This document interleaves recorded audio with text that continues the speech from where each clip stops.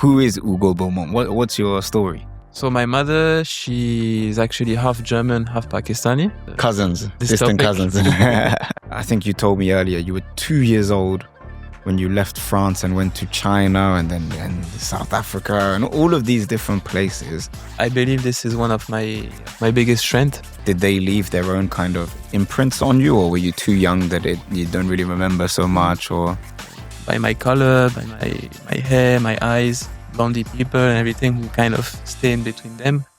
who is Hugo Beaumont? What's your story? Well, that's a tough question. I will try to sum it up quickly. So I'm born in France. My father was an expat. So very young in my life, I already moved abroad. I was like 2-3 years old. I lived more out of France than in France. So I lived in China, Finland, South Africa. Even in France, I moved in several cities. So yeah, a lot of moving that I believe built who I am today also. Gave me a lot of skills and everything. I personally started my own expat journey like 7 years ago, where I moved to Spain, to Barcelona, and started working there and started my own journey of my own, let's say. So we're going to dive into all of those areas deep in this podcast and hear about your work as an entrepreneur, an investor in Spain. That's what you're doing now. Yeah, exactly. But then we want to know the backstory. So you said you were born in France, your dad was a French expat, and your mother? So my mother, she is actually half German, half Pakistani. So I believe we have a big link on this. Cousins, this distant topic. cousins. I've been raised up in a multicultural space. I had the opportunity to learn English very young. Kind of my mother taught English to my father. My father taught French to my mother. Me and my brother, I have a younger brother. We were in the middle, so French English was always in the house. I actually don't remember learning English at school because I was getting it through the ear and everything. So yeah, but big impact on who I am today. I travel often to Pakistan and I love the country. The best of both worlds, I would say. But it sounds quite challenging as well as a kid. I think you told me earlier you were 2 years old when you left France and went to China and South Africa and all of these different places. How was that experience as a kid, and how do you think that impacted you? As a kid, I must admit, was challenging because you have this, always moving around, not having fixed friends, and moving schools. Like I was telling you, I think if in my teenagers, I was moving every 3-4 years, so it's kind of difficult to have a base only staying this amount of time. But at the same time, on another hand, today I believe this is one of my biggest strengths because for me, adaptability, being able to just adapt in every environment, it's a skill that I believe I built through my childhood and through my teenager moments, which is very valuable for me today. So to answer to you, it was difficult in the moment, but on the long term, I think it's a huge skill. Mm-hmm. And any particular moments that you remember from these? I mean, these are all very different cultures as well. You got Scandinavia, you got Asia, you got Africa. Did they leave their own kind of imprints on you, or were you too young that you don't really remember so much? Or well, to be honest, China and South Africa was very young. China was maybe from 3 to 8 years old, so very young. South Africa was maybe like 11, 12. But I have memories from all the countries. But regarding this difficulty, the look in the eyes of others, no, I mainly had it in Finland, where Finland is not the most mixed country, I would say, multicultural, and I was a bit outstanding by my color, by my hair, my eyes. over there, a lot of the stereotype, of course, is a lot of blondie people and everything who kind of stay in between them. I was a teenager, so I always had the facility also to go towards people and everything. So, but I thinking of it backwards, there were some moments when I was in school because even though I traveled, we were always in French schools, but we were Mm. sometimes sharing, for example, in Finland or in South Africa, we were sharing the schools with the Finnish people, for example. So it was a Finnish school, and in the school we had a part for us expats. So, for example, there were some classes we had in common with them, such as sports, or in Finland and Scandinavian countries, they do a lot of handwork classes where you can build something with the wood and all this. So all these classes we were with the Finnish people, but you saw that sometimes they like to stay together, not really mix themselves. I think it's just their way of being. But as a child, you you, you want to feel part of something, especially if you're moving all the time.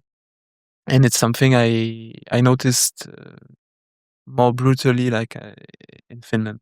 And I think let's tie this into then Ugo in 2025. That feeling of discomfort, I guess, of being different. Mhm. How have you turned that? Or do you think at that moment you gained some kind of skill or like an awareness that you still use to this day now? That's actually a really, really good question because I don't know from where it came, but I always had this strong feeling that I had to do, that I wanted to do, not had to, but do things for my own. There's an example I like to say. Well, sorry for the normally it's more in French for the literal translation, but there's something that says like um, I could not I could not eat this kind of food. So what I had to do is open my own restaurant. Mm. Okay. I don't know if the translation is well, but it's a bit the mindset I apply. So for example, will talk about it a bit later, but for my real estate journey, for example, I always said to myself, I want to have my own stuff to not depend on anybody, like regarding my income or regarding my business, my working out, for example. I'm a big, we'll talk also later about it, but for example, I'm not a big gym guy or everything, but I just like I love marathons, running, all this.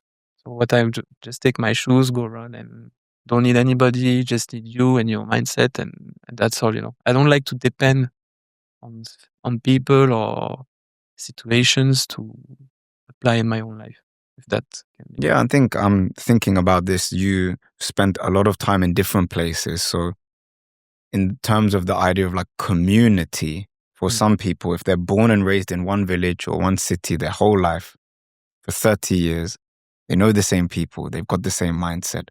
For you, I guess, because you were moving so much, there wasn't like a fixed community. So, you had to survive. You needed to be, I guess, have that individualism to a certain extent. Do you think that influenced you, I guess, of I think it did, and also shout out to my brother also because in all the expat life, my brother was the one with me, So I guess the community I had was my brother on the moment.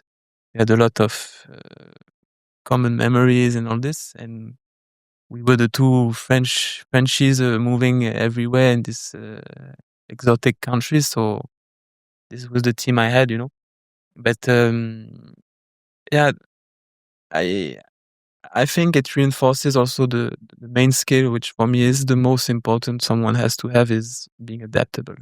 So I think the best lesson it gave me is this skill.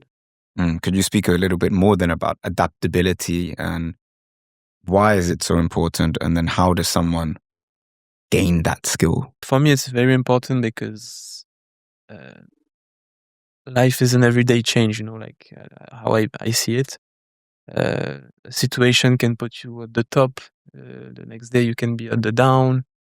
It's like this famous sentence, you you don't avoid rain, you just learn how to dance under the rain, Like for me, I really like this sentence because it's so true, Like whatever happens, Of course, a lot happens in the mind, I believe. But yeah, being adaptable it's just it's like even kind of a survival mode, like you need it to survive, and otherwise you let your emotions, you let your dictate your lifestyle and everything, which of course you have to listen to your emotions. I believe in this, but sometimes you have to make yourself justice, like in the meaning, yeah, it's there's something bigger out of my comfort zone, and all this for me, it's linked to being adaptable.